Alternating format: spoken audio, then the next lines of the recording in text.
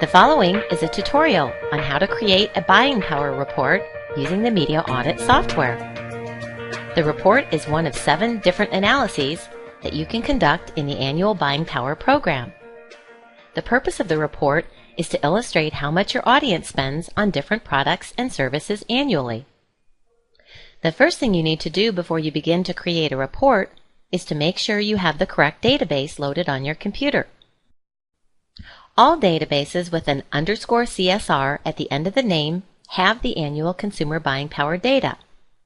So to create a report, you will need to click on Change Survey from the main menu, highlight that survey that you want to use, and then click OK. The report we're using for this demonstration is a local Seattle survey. If you do not have this database, you should still be able to easily follow along. You should see the name of the new data file in the upper window of the main menu. To create the report, we'll click on Annual Buying Power from the main menu. Then we'll click on Buying Power Report from the submenu. Here we're going to select our media. The media list is organized in the following fashion: first radio, then print, then TV, then cable, and then websites. If you're not familiar with the list, it's always a good idea for you to scroll through the list and see what's there. Once we've selected our media from the list, we'll click on OK. Next, we'll click on the targets we want to present to a prospective advertiser. In this case, let's select some categories from the automotive segment. Note at the top which reads, "Gray rows have less than 25 respondents." This feature enables you to establish the minimum respondent base to use when selecting items from the list. For example, let's say you do not want a target included in your report if there are less than 25 respondents for that category. In order to set up the minimum respondent base, click on the Click Here to Change button, and then you will have 2 options. First, if we want only to view those targets that have more than 25 respondents, we would type in 25 in this window and click OK. You can also select any number that you feel comfortable with. When you establish this minimum respondent base, then any target audience that falls below that number will be grayed out and you will not be able to select that item for your report.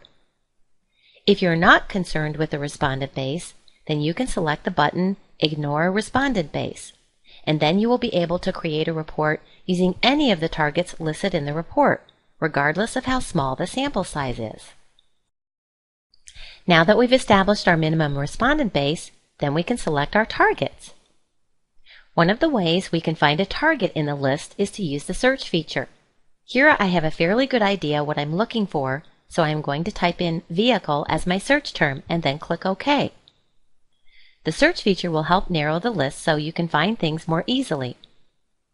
Once I find my item, I'm going to click OK and then highlight some additional items from the list. Remember to hold your Control key down while making your selections, otherwise the program will delete your previously selected items. You can use the scroll bar to move up and down the list.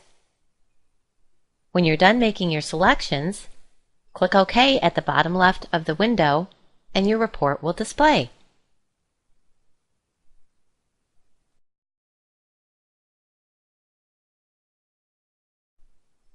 You will see 5 columns of data. The first column is Market Persons and tells you the number of persons in this local market who have made a purchase in each of these categories in the past year. The second column is the Media Persons and shows you the number of people who are exposed to this media who have made a purchase in these categories in the past year. The third column, entitled Media Dollars, gives you the total annual expenditures for this media's audience for each of the target categories listed. The fourth column will tell you the average amount per listener for each of these categories. The last column will give you an index, demonstrating whether the media's audience spends more or less on this item when compared to the general population. An index over 100 would suggest that the media's audience spends more, while an index below 100 would indicate that this media's audience spends less. Among the different report options, you can switch from the total CUME audience to your media's most often audience. In the case of a radio station, most often refers to those persons who listen to that station more than any other station in the market. The definition is different for each media, so you may want to refer to the Facts About This Study tab on the main menu to get a definition of each media's most often audience. That wraps up the tutorial on how to use the Buying Power Report using the Media Audit software. If you need additional support, feel free to contact our helpline at 1-800-324-9921. For additional tutorials, visit us on the web